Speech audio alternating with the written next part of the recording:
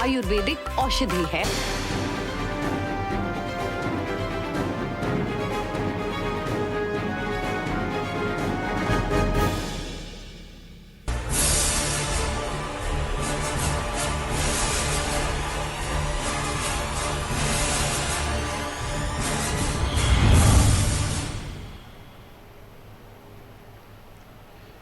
Environment leader Modi. नमस्कार, बात मुद्दे की में आपका स्वागत है। मैं हूं राजेश सक्सेना। जब हम चर्चा शुरू कर रहे हैं उसी समय देश के प्रधानमंत्री नरेंद्र मोदी को global energy and environment leadership award से नवाजा जा रहा है।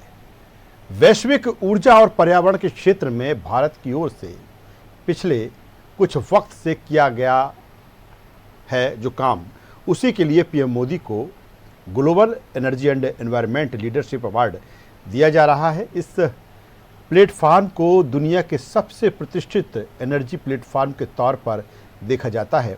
इस बार ये इवेंट 1 से 5 मार्च के बीच वर्चुअली तरीके से आयोजित किया जा रहा है। PM Narendra Modi award ceremony के बीच कैम्ब्रिज एनर्जी रिसर्च एसोसिएट्स में नोट एड्रेस भी देंगे। पीएम नरेंद्र मोदी को इससे पहले भी कई अंतर्राष्ट्रीय अवार्ड मिल चुके हैं। इस सम्मान से निश्चित तौर पर अंतर्राष्ट्रीय स्तर पर भारत का मान बढ़ेगा, क्योंकि दुनिया भर में जिस तरह क्लाइमेट चेंज हो रहा है उसमें भारत का इस दिशा में तेजी से काम करना विश्व बिरादरी के लिए एक अच्छा मैसेज है। पीएम नरेंद्र मोदी को मिल रहे इस सम्मान से अंतर्राष्ट्रीय स्तर पर भारत एक पायदान और आगे बढ़ेगा। इसका लाभ तमाम सेक्टरों पर भारत को मिल सकता है। विश्व के तमाम देश सकारात्मकता से भारत से जुड़ने की दिशा में आगे बढ़ रहे हैं और तेजी से बढ़ेंगे। और पीएम नरेंद्र मोदी जिस तरह लगातार उनकी चर्चा हो रही है कि वो ग्लोबल लीडरशिप की तरफ बढ़ रहे हैं, इसी से जुड़े तमाम सवाल का जवाब हम तलाशेंगे आज की चर्चा में। उससे पहले इसी से जुड़ी एक खास रिपोर्ट।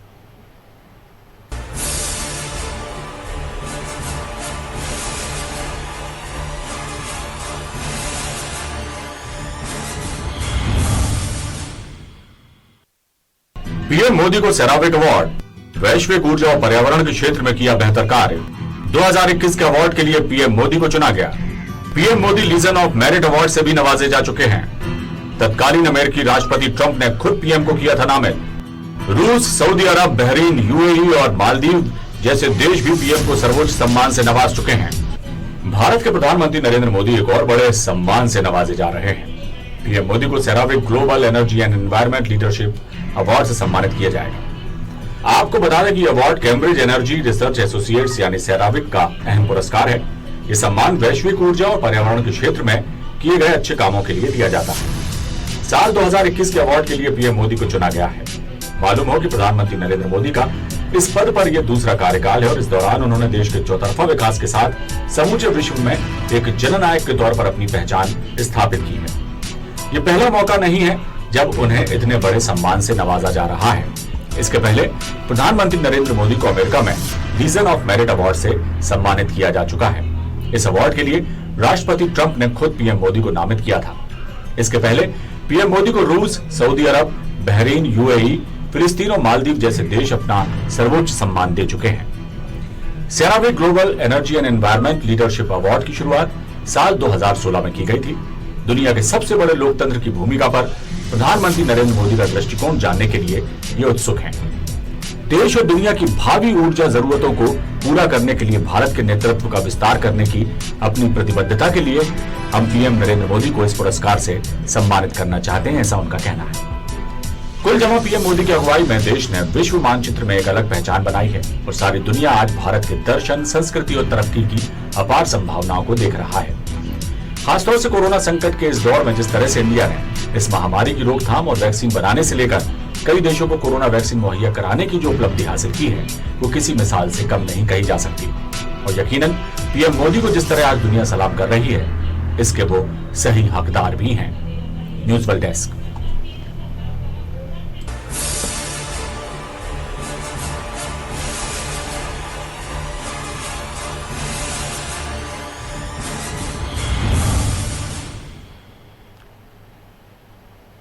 तो एनवायरमेंट लीडर मोदी, और जिस तरह से पीएम नरेंद्र मोदी को global energy and environment leadership award से नवाजा जा रहा है, वैश्विक ऊर्जा और पर्यावरण के क्षेत्र में उल्लेखनीय काम जो भारत ने किया है, उसी को लेकर आज इसी से जुड़े तमाम मसलों पर हम बातचीत करेंगे, चर्चा करेंगे। चर्चा शुरू करें उससे पहले अपने मेहमानों से आपका परिचय कराना चाहूँगा, तारुफ कराना चाहूँगा।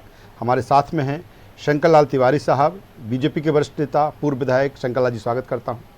हमारे साथ में हैं राकेश सिंह यादव जी, कांग्रेस नेता, प्रवक्ता। राकेश जी, आपका स्वागत है। और मधुकर द्विवेदी जी हमारे साथ हैं, वरिष्ठ पत्रकार। मधुकर जी, आपका भी स्वागत है। और इससे पहले मैं शंकर लाल तिवारी साहब के पास में आऊँ, मधुकर जी मैं आपके पास में आता हूँ। इस अवार्ड से, जिस तरह से पीएम नरेंद्र मोदी को नवाजा जा रहा है global energy and environment leadership award से, और वैश्विक ऊर्जा और पर्यावरण के क्षेत्र में जो बेहतर काम हुआ है पिछले कुछ सालों से, और सबसे ज़्यादा जिस तरह से क्लाइमेट चेंज हो रहा है तेज़ी के साथ, और यही कारण है कि पूरी दुनिया अंतर्राष्ट्रीय स्तर पर सोचने को मजबूर है। ऐसे में भारत की तेज़ी से पहल, और इस अवार्ड को लेकर क्या कहेंगे कि पीएम नरेंद्र मोदी और भारत अब एक कदम और अंतर्राष्ट्रीय फलक पर। देखिए सक्सेना जी, ये सिर्फ प्रधानमंत्री नरेंद्र मोदी ये अवार्ड तो पूरे देश के गौरव, ये पूरे देश के लिए करने वाला अवार्ड है। यह हसीना चौड़ा कर देने वाला अवार्ड है। विश्व क्षितिज पर जिस तरह से भारत बढ़ रहा है जी, तरक्की की बात करते करते वो वैश्विक पर्यावरण की पायदान नाप रहा है, एनर्जी के क्षेत्र में आगे बढ़ रहा है जी, और अवार्ड मिल रहा है। इससे बड़ी खुशी की बात क्या हो सकती है देशवासियों के लिए। इसलिए आज भारत के गौरव कि पर्यावरण के क्षेत्र में, पर्यावरण संरक्षण की दिशा में जो कदम केंद्र सरकार ने उठाए हैं, भारत सरकार ने उठाए हैं, या भारत वर्ष ने उठाए हैं, वो एक तरह से दुनिया ने उसको सराहा है, दुनिया ने उसको मान्यता दी है कि भारत ने ऊर्जा के क्षेत्र में और वैश्विक ऊर्जा के क्षेत्र में, पर्यावरण के क्षेत्र में इतना श्लाघनीय कार्य किया है कि आज उसको वैश्विक स्तर का वर्ल्ड लेवल का पुरस्कार मिल रहा है हमारे देश के प्रधानमंत्री। ये सब हम सब देशवासियों के लिए गौरव की बात है, खुशी की बात है। चलिए, बिल्कुल गौरव की बात है, मधुकर जी कह रहे हैं, और होना भी चाहिए, क्योंकि देश के प्रधानमंत्री को न केवल एक व्यक्ति के तौर पर देखा जाए, बल्कि भारत को लेकर जिस तरह से पूरी दुनिया में एक इसके लेकर एक जो लगातार प्रयास किए जा रहे हैं, और कई ऐसे मौके आए जब पीएम नरेंद्र मोदी को अवार्ड से नवाजा गया। शंकर लाल तिवारी साहब हमारे साथ में हैं। शंकर लाल जी, क्या कहेंगे इस अवार्ड से? सिर्फ अवार्ड नहीं है, बल्कि अंतर्राष्ट्रीय स्तर पर भारत और एक पायदान आगे पहुंचेगा, और जिस तरह से लगातार लीडरशिप की बात होती है अंतर्राष्ट्रीय स्तर पर, और पीएम नरेंद्र मोदी को लेकर जिस तरह से कहा जा रहा है कि अब वो वैश्विक नेता के तौर पर उभरे हैं, इस अवार्ड को लेकर क्या कहेंगे आप? देश की जनता के हृदय सम्राट, जन जन के प्राण माननीय नरेंद्र मोदी जी को जो ये 13वीं ग्लोबल एनर्जी एनवायरमेंट लीडरशिप का अवार्ड मिल रहा है, ये सच में देशवासियों के लिए गौरव की बात है। ये महाभारती का गौरव है। सर्वप्रथम तो मैं देशवासियों को, प्रदेशवासियों को बधाई देना चाहता हूं आपके चैनल के माध्यम से, और माननीय मोदी जी का अभिनंदन है, अभिनंदन है, अभिनंदन है। सच में उन्होंने जिस क्षेत्र में, और जिस क्षेत्र की क्या बात है, ऐसा कोई क्षेत्र नहीं है जिस क्षेत्र में उन्होंने नए आयाम, नए पैगाम और नई दिशा देने का काम न किया हो। और पिछले कई वर्षों से, जब से वो 14 के बाद प्रधानमंत्री बने, आपने देखा होगा कि उन्होंने एक वैश्विक नेता की छवि, और वैश्विक नेता में भी सर्वमान्य नेता की छवि उन्होंने अपनी नीति से, अपने वर्जन से, अपने विजन से और अपने निरंतर मेहनत से बनाया है। और वैश्विक नेता बनने का परिणाम ही है कि आज जो एनवायरनमेंट पूरे दुनिया की चिंता का विषय है, एनवायरनमेंट और एनर्जी ये पूरे विश्व की चिंता का विषय है।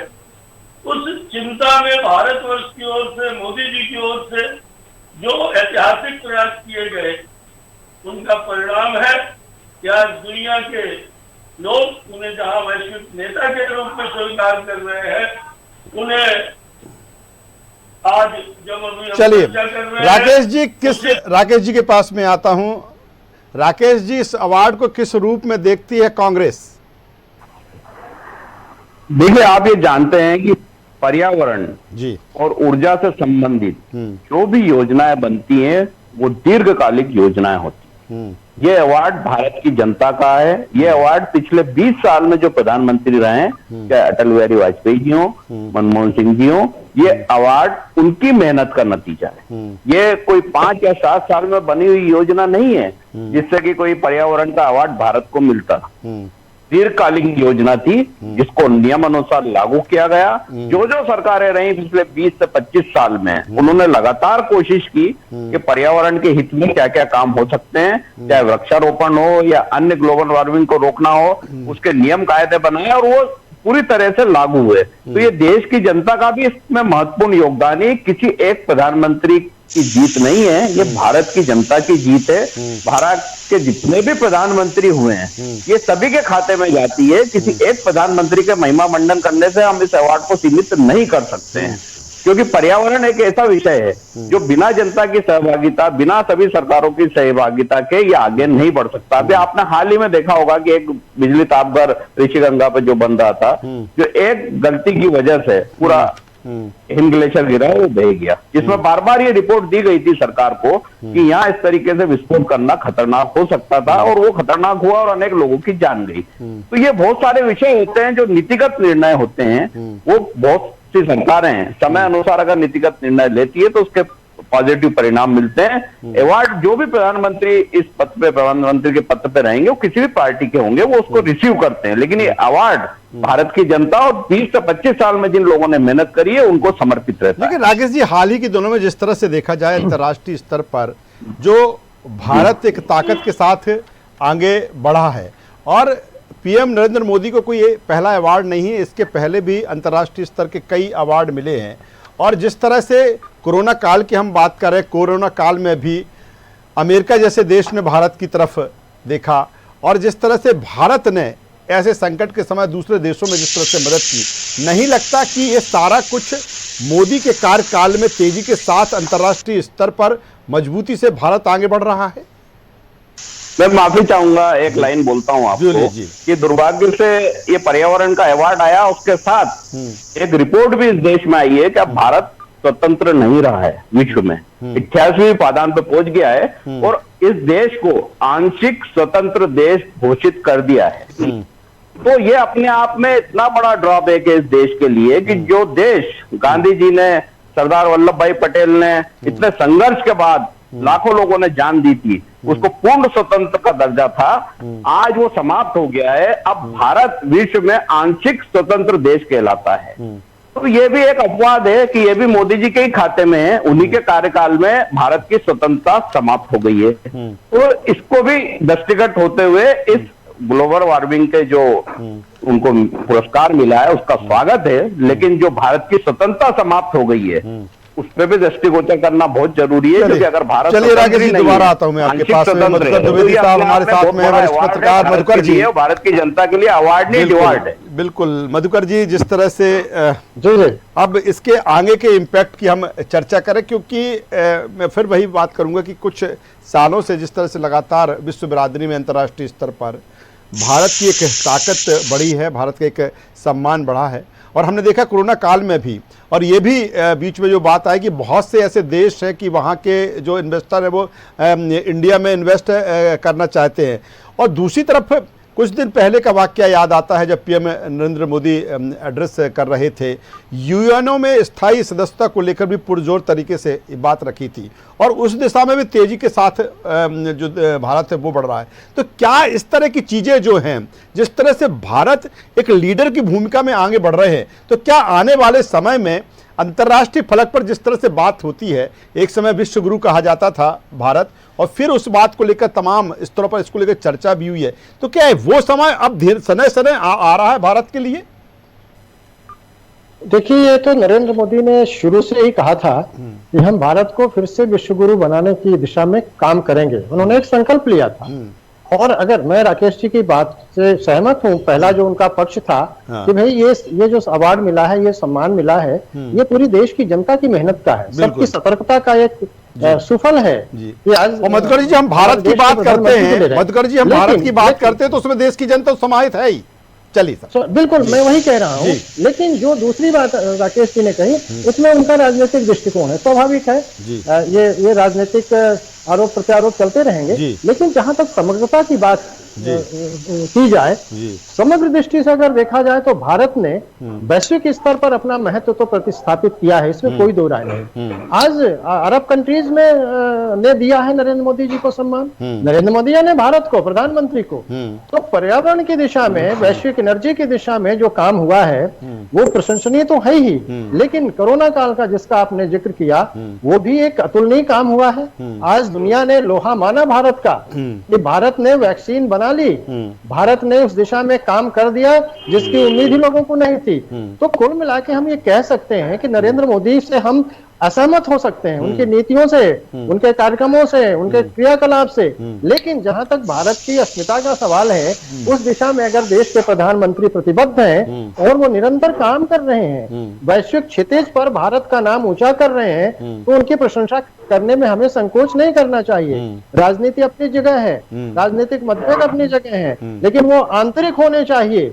जहां तक बाह्य जगत की बात है, दुनिया के व्यापक पटल की बात अगर हम करें, तो भारत ने अपना महत्व तो बनाया है, न सिर्फ ऊर्जा, न सिर्फ पर्यावरण, बल्कि अन्य क्षेत्रों में। आज आप देखिए कि कोरोना की ही बात करें, कोरोना काल में भारत ने जिस धीरता का और धैर्यता का परिचय दिया, उसकी प्रशंसा तो की जानी चाहिए। तो कहने का आशय यह है कि नरेंद्र मोदी यानी देश का प्रधानमंत्री, देश को यह सम्मान मिला है और संयोग है कि नरेंद्र मोदी प्रधानमंत्री हैं। कल यानी कुछ वर्ष पहले तक दूसरे प्रधानमंत्री रहे देश में, उन्होंने काम नहीं किया पर्यावरण के क्षेत्र में, ऐसा भी नहीं है, सबका योगदान है, लेकिन सेहरा बन जाता है किसी पर यह सेहरा कोई गलत या एकाएक नहीं बंधा है, इसके पीछे कई वर्षों की मेहनत है केंद्र सरकार की, और उसी वजह से आज ये भारत गौरवान्वित है। कौन सा ऐसा देश है जिसने भारत को गौरवान्वित नहीं किया, अवार्ड नहीं दिया, अपने देश के सर्वोच्च अवार्ड तक दिए। अमेरिका की बात की जाए तो अमेरिका के जो अभी पूर्व राष्ट्रपति थे, उन्होंने अपने देश का सम्मान दिया, अरब कंट्रीज ने दिया, अन्य देशों ने दिया, अबू धाबी ने दिया। तो हर क्षेत्र में, रक्षा के क्षेत्र में आज जिस तरह से भारत सिरमौर बना है, हर क्षेत्र में हम आगे बढ़ते ही जा रहे हैं। इसलिए राजनीतिक के नजरिए से अगर हम ना देखें इस चीज को, क्योंकि ये देश की अस्मिता का सवाल है, देश के गौरव का सवाल है। तो मधुकर जी, ये भी सही है कि अगर ग्लोबल लीडर बनते हैं और भारत नेतृत्व करता है अंतर्राष्ट्रीय स्तर पर, तो इसमें फिर हर्ज ही क्या है, क्योंकि तमाम ऐसे मसले हैं अंतर्राष्ट्रीय स्तर पर जिनको लेकर भारत लंबे समय से लड़ाई लड़ता रहा है।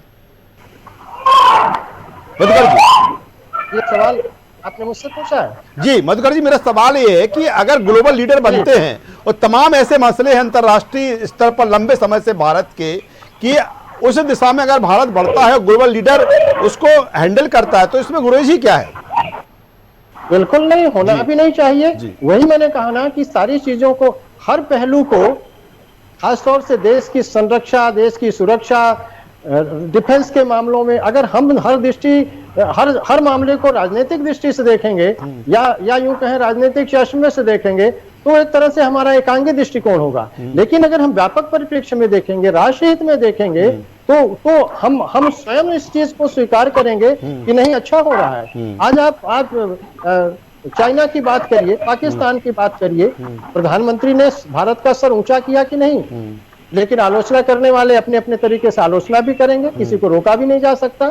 लेकिन कुल मिलाकर के हम ये कह सकते हैं कि प्रधानमंत्री ने ऐसा अभी तक तो कोई काम नहीं किया जिससे भारत वासियों का सर शर्म से झुका हो। आलोचना का पक्ष अलग है जी, लेकिन बहुसंख्यक भारतीय ने प्रधानमंत्री को इस तरह से सराहा है कि आप जो है काम जो कर रहे हैं वो हमारे हित में कर रहे हैं। ठीक है, कई बार असहमतियां होती हैं और वो डेमोक्रेसी में, प्रजातंत्र में होना भी चाहिए, बिल्कुल होना भी चाहिए। सलाह देते हैं, बिल्कुल होना भी चाहिए। काफी अहम बात मधुकर द्विवेदी साहब कह रहे हैं। लोकतंत्र में, प्रजातंत्र में सत्ता पक्ष का अपना महत्व है, विपक्ष का अपना महत्व है। कभी जो विपक्ष है वो सत्ता में रहा, आज जो विपक्ष में थे वो सत्ता में है। ये चीज़ें चलती रहती हैं डेमोक्रेसी में। शंकरलाल तिवारी साहब के पास में आता हूं। शंकरलाल जी, पहले तो मैं जो राकेश जी ने बात कही थी शायद आप उसका जवाब देना चाहेंगे, फिर मेरा अगला सवाल आपसे होगा। मैं राकेश जी का बात क्या जवाब दूं? कांग्रेस का चरित्र ही ऐसा हो गया है कि उसको आदत है देश के राष्ट्रीय मामलों में भी, अंतरराष्ट्रीय मामलों में भी, फिर वो चाहे सामरिक मामले हो, चाहे चाइना का हो, चाहे पाकिस्तान का हो, इस देश की कांग्रेस का भगवान मालिक है उनके कार्यकर्ताओं का। इनको मतोदरी विलाप करने के अलावा कोई काम नहीं। मुझे तो बड़ा दुख लगा, राकेश जी व्यक्तिगत रूप से मेरे आत्मीय है, आदरणीय द्विवेदी ने को समझाने की कोशिश की है, पर मैं आपसे ये कहना चाहता हूँ, ये पहली बार अवार्ड नहीं मिला और यही कांग्रेस के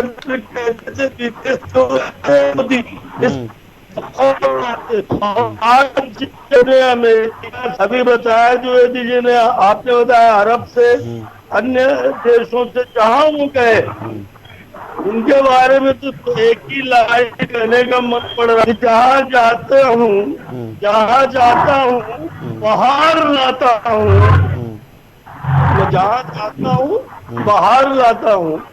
वो जहाँ गए वहाँ की जनता ने, वहाँ के जनप्रतिनिधियों ने, राष्ट्रपतियों ने, प्रधानमंत्रियों ने उनको एक मार्गदर्शक के रूप में, एक सहयोगी के रूप में स्वीकार किया।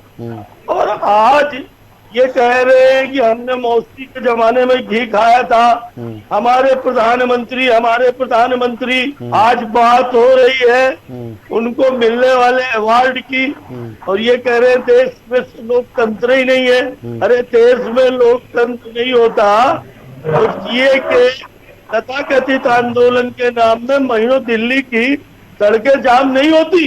ये जो 6 महीने 3 महीने से नाटक चल रहा है किसान आंदोलन का, ये अगर लोकतंत्र नहीं होता तो नहीं चलती। राहुल गांधी जैसा बचकाना आदमी प्रधानमंत्री को चोर कहे, प्रधानमंत्री को उटपटांग अभद्र भाषा का इस्तेमाल करे, ये लोकतंत्र है?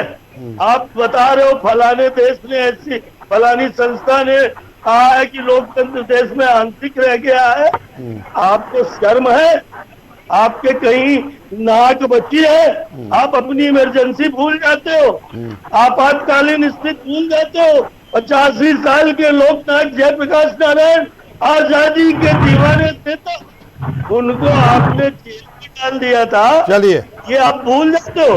राकेश और आज जब देश के अंदर जी लोकतंत्र अपनी वास्तविक जड़ें जी, तुमने तो लोकतंत्र को भ्रष्टाचार, जातिवाद, संप्रदायवाद, वोट बैंक 50 साल में इस तरह का गंदला कर दिया। आज जब मोदी जी लोकतंत्र की सही की द्विवेदी जी ने कहा विश्वगुरु की जो संकल्पना, चलिए शंकरलाल जी, मैं राकेश जी से भी अब जवाब ले लेता हूं। राकेश जी भी कुछ कहेंगे। ये सही है मधुकर जी ने जो कहा था कि आंतरिक स्तर पर जो आपके इशूज़ हैं, चूँकि लोकतंत्र प्रजातंत्र में होता भी है आरोप प्रत्यारोप, तमाम तरह की बात है, लेकिन जब बाह्य स्थिति हो ऐसे में कहीं ना कहीं देश एकजुट दिखना चाहिए, चाहे कितने भी राजनीतिक दल हो। राकेश जी क्या कहेंगे? पहले शंकरलाल तिवारी साहब ने जो कुछ कहा आपसे मैं जानना चाहूँगा। देखिए, भारतीय जनता पार्टी की जो संस्कार हैं वो झूठ बोलो और जोर से बोलो। ये देश अभी भी गोधरा कांड नहीं भूला है। वो आपके संस्कार हैं बकवास। मेरे को बोलने दीजिए। अवार्ड मिल रहा है, इसमें झूठ की क्या बात है? ये गोधरा राकेश जी, अवार्ड मिल रहा है, इसमें झूठ की क्या बात है? देश की जनता जानती है जी। रहा सवाल आज के पर्यावरण का जो उनको पुरस्कार मिला जी है। जी, आप सोचिए कि देश के प्रधानमंत्री का पहला दायित्व था कि वो अपनी पार्टी के अटल बिहारी वाजपेयी जी की तारीफ करते थे कि उन्होंने मेहनत करी थी इस पर्यावरण अवार्ड के लिए। मनमोहन सिंह जी ने करी थी, उन्होंने किसी का नाम नहीं लिया। ऊपर से सही शुरुआत होती है जब ऊपर ही नियत का सवाल है कि जब नियत ही साफ नहीं है तो देश बर्बादी की कगार पे ही जाएगा। दूसरों की मेहनत के अवार्ड अपने नाम कर लेना और भारतीय जनता पार्टी का यह थोथा अभियान लोगों को दिखाना कि अवार्ड मोदी जी की मेहनत का नतीजा। मोदी जी की मेहनत का नतीजा तो -23 जीडीपी है जो पूरा देश रो रहा है आज। कोरोना में जो हालात हुए, लॉकडाउन में जो हालात हुए, पहले आपको पहला दिन याद है मार्च का, 15 दिन में 20 दिन दे दीजिए देश बदल दूंगा। कितने दिन दिए जनता ने? नोटबंदी याद है, 50 दिन दे दीजिए देश बदल दूंगा, गायब हो गए। आज ये हालत कर दी है आर्थिक स्थिति अगर आप देखते हैं तो देश पूरा बर्बाद हो चुका है। अवार्ड कैसे मिलते हैं और कैसे लिए जाते हैं ये तो आप भी जानते हो, पूरा देश जानता है। लेकिन जमीन पे, धरातल पे कितना काम आपने पर्यावरण के लिए किया है ये आप खुद जानते हैं। कितना पहले की सरकारों ने किया है ये आप भी जानते हैं, लेकिन आपने किसी का नाम नहीं लिया। जब प्रधानमंत्री खुद किसी को श्रेय नहीं देके अपना ही श्रेय लेना चाहते हैं तो उनके जो नुमाइंदे हैं वो तो वही गुणगान करेंगे, वही चालीसा पढ़ेंगे, मोदी चालीसा, लेकिन उससे देश का भला नहीं होगा। सच आपको स्वीकार करना पड़ेगा, जो सच है वो आपके सामने है। पर्यावरण में सारी केंद्र सरकार 25 से 30 साल जो रही है उनकी उपलब्धि है ये, और आज मोदी जी की उपलब्धि है कि ये देश आंशिक स्वतंत्र हो गया है, उसको स्वीकार करें। अगर ये अवार्ड स्वीकार कर रहे हैं तो ये वो भी संस्था अमेरिका की है जिसने ये अवार्ड आपको दिया है कि आपका देश अब स्वतंत्र नहीं है। तो इस पे आपको शर्मिंदा नहीं होना चाहिए, इस पे देश से माफी नहीं मांगना चाहिए कि मोदी जी आपने क्या करा, देश ही स्वतंत्र नहीं रखा, आपने आंशिक स्वतंत्र के दायरे में आ गए हैं। मतलब क्या होता है, उसका डेफिनेशन क्या होती है, ये आप तिवारी जी को भी समझना चाहिए। चलिए तिवारी जी, छोटा सा संक्षेप में इसी का जवाब दे दीजिए। राकेश जी ने पिछली बार भी यही सवाल किया तो संक्षेप में इसका जवाब दे दीजिए आप। देखिए, कांग्रेसी चाहे दिल्ली का राहुल हो और चाहे ये भोपाल में बैठे राकेश, ये तो शिवराज जी और नरेंद्र मोदी की बात कर रहे हैं। राहुल गांधी के बारे में तो नहीं बोले तो बेहतर है। बार चुनाव राहुल गांधी जी जितने पढ़े लिखे हैं ना, मोदी जी ने 10वीं पास भी नहीं करी है, वो क्या जवाब देंगे इस बात का? पहले ABCD लिखना तो सीख लें, फिर जवाब देंगे जनता को। जनता को जवाब देने की स्थिति में नहीं है आप, और बात करते हैं राहुल गांधी की। शिवराज जी की कर लीजिए, नरेंद्र मोदी जी की कर लीजिए, और उन्होंने कौन सी क्लास पास करी उनकी डिग्री दिखा दीजिए, उसके बाद बात कीजिएगा। अगर कोई डिग्री उनके पास हो फिर बात करें। वो इसलिए ये नहीं, इनको लिखा होना जरूरी है। पर्यावरण की स्पेलिंग लिखवा दीजिए, उसके बाद बात कीजिए। एनवायरमेंट क्या होता है वो बता दीजिए, सिर्फ भाषण और भारत माता की जय। लेकिन राकेश जी अंतर्राष्ट्रीय स्तर पर अगर अवार्ड मिल रहा है तो इसमें इसको सराहने में आखिर दिक्कत ही क्या है? राकेश जी चले, राकेश जी, देश की जनता ने जो बोल रहा हूँ आपके बिल, देश की जनता नहीं, देश की जनता नहीं, ये वो भक्त हैं जो धर्म के नाम पे पूरे देश को बर्बाद कर रहे हैं। चलिए, वक्त अब इजाजत नहीं देता और चर्चा के लिए, और जिस तरह से एक बार फिर कहेंगे देश के प्रधानमंत्री नरेंद्र मोदी को जिस तरह से एनवायरमेंट लीडरशिप अवार्ड दिया जा रहा है, और 7 बजे का समय था, 7:30 बज रहे हैं, एड्रेस भी पीएम नरेंद्र मोदी को करना है, तो कुल मिलाकर ये निश्चित तौर पर कहा जा सकता है कि इन्वायरमेंट यानी कि पर्यावरण, और पर्यावरण की दिशा में सबसे ज़्यादा ज़रूरत इस समय न केवल भारत को बल्कि पूरी दुनिया को, और यही कारण है कि बेहतर काम के लिए ये अवार्ड, इस सम्मान से नवाजा जा रहा है।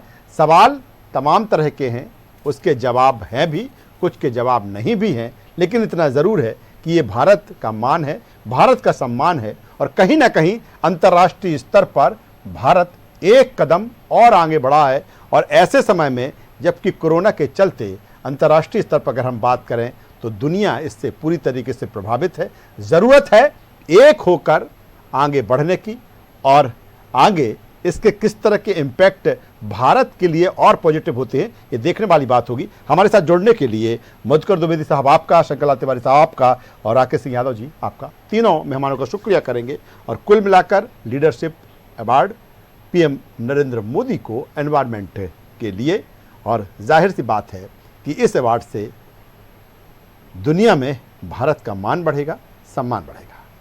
हमारी इस चर्चा में बस इतना ही। न्यूज़ वर्ल्ड पर खबरों का सिलसिला लगातार जारी है, बने रहिए हमारे साथ। नमस्कार।